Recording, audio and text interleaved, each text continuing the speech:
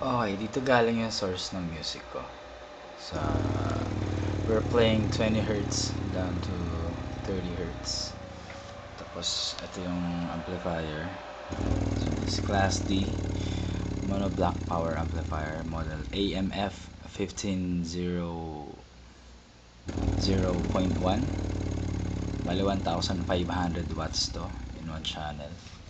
Ito yung power supply na gamit natin. Ito yung speaker na tinetest ko ngayon.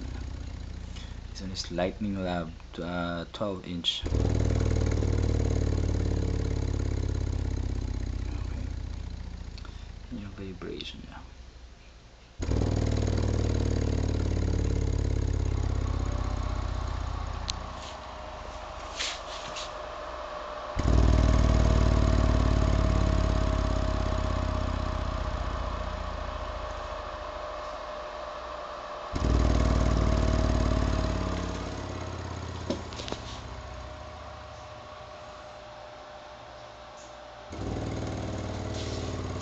Ganyan siya kalaki, ganyan siya kalakas.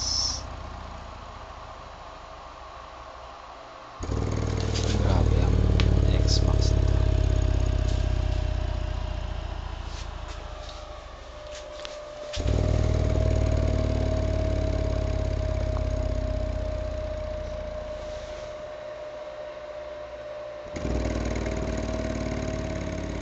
Actually, kahit mabigat siya, kayang-kaya niyang patalunin yung sarili niya.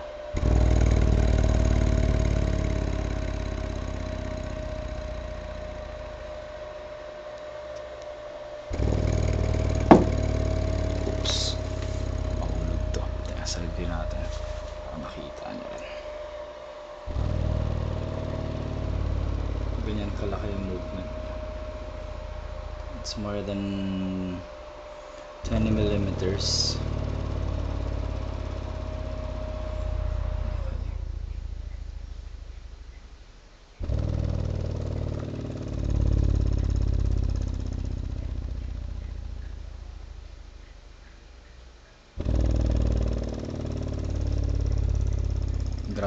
Grabe excursion to.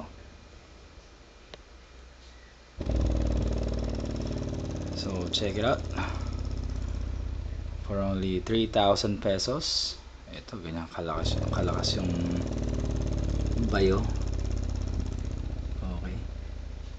Ganyan kalaki ang kanyang X-Max. Tapos ito, try natin i-adjust yung gain ng amplifier. Actually yung gain amplifier ko medyo mababa pa, pwede ko pa itaas ng konti. Try pa natin na.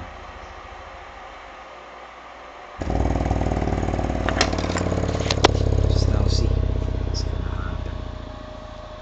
It's bigger. Oh my god.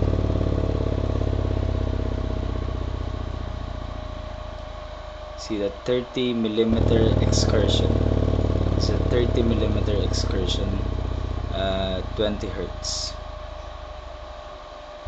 Alright, check out the brand. It's from Lightning Lab.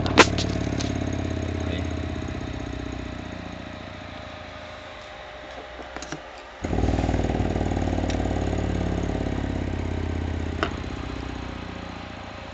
Grabe.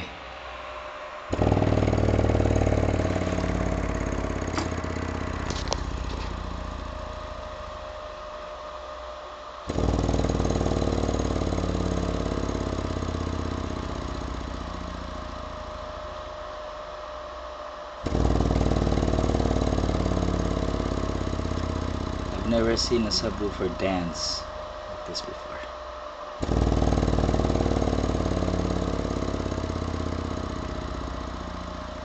Okay, check out the brand. It's Lightning Lab